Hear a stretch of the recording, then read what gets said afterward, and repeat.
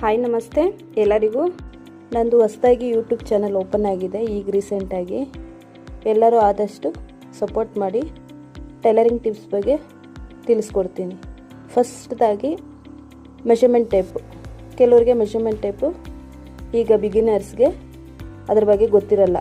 1/4 ಇಂಚು, points, 1 ಇಂಚು, centimetre ಅನ್ನೋದ್ರ ಬಗ್ಗೆ ಗೊತ್ತಿರಲ್ಲ. ಹಾಗಾಗಿ ಅದ್ರ ಬಗ್ಗೆ ಇನ್ಫಾರ್ಮೇಷನ್ ಕೊಡ್ತೀನಿ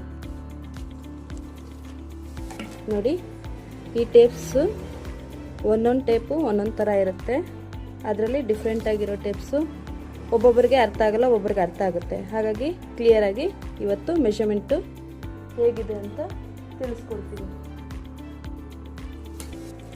ನೋಡಿ.